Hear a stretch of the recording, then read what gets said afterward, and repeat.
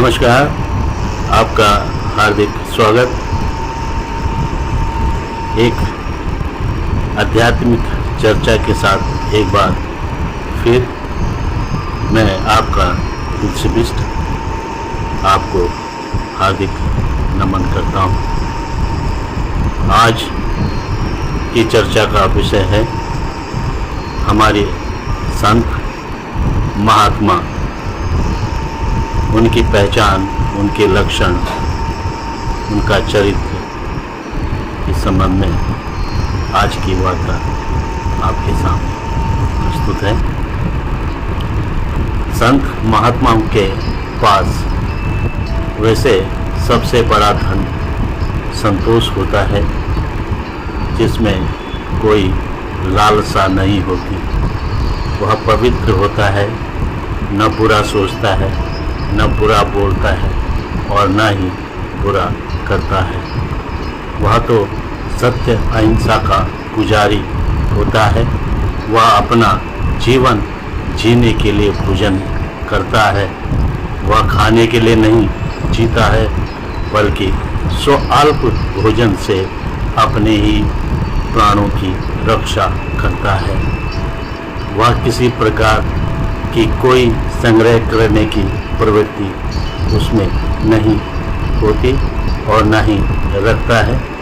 अगर होता भी है तो भगवान और सामाजिक जीवन को सब कुछ समर्पित कर देता है।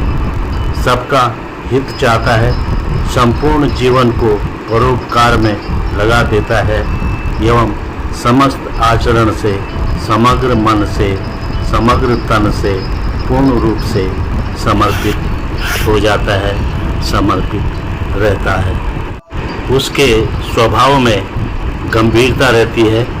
विषाक्त और अशांत वातावरण को भी सहन करने की उसमें शक्ति होती है। वह मन, वचन, कर्म और वाणी से सत्य एवं सत्यशील रहता है। संतों को आध्यात्मिक मार्गदर्शक और गुरु माना जाता रहा है। संत सत शब्द के कर्ता कारक का बहुवचन है। काम, क्रोध, मद, लोभ से दूरी रखता है। वह पूर्ण रूप से परिपूर्णता, परिशुद्धता, निष्पाप, निष्कलंक रहता है। वह क्षमाशील होता है। मन से कोई अनुताप या दुख या प्रतिहिंसा के भाव, भय, कायरपन के भाव कभी नहीं रखता है।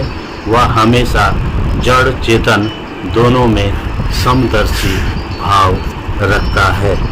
वह सभी जीव जंतुओं पर समान रूप से उनकी सेवा और सहायता करता जाता है।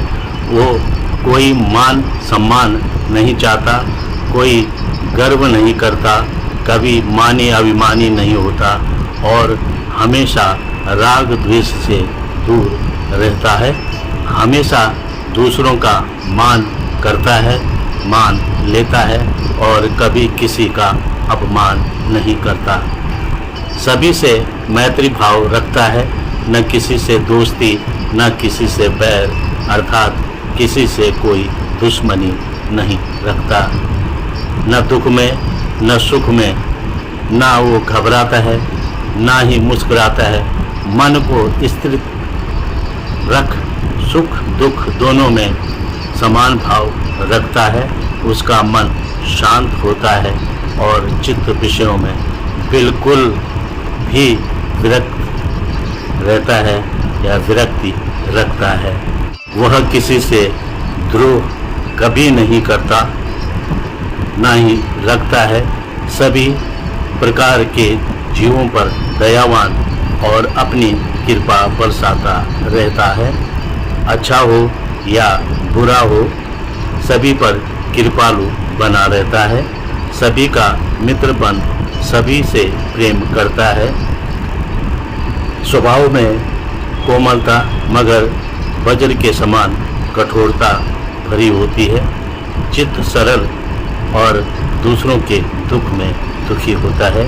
वह काम वासनाओं में से दूर अपने चिंतन में लगा रहता है और आसक्ति रखता है उस चिंतन में। वह संयमित, अनुशासित, आत्म निग्रह हित और आत्मवश होता है। वह धैर्यवान, प्रतिकूल परिस्थितियों में भी नहीं घबराता है। वह आलस्य से दूर और सावधान और सचेत भी रहता है और किसी भी संशय से परे होता है।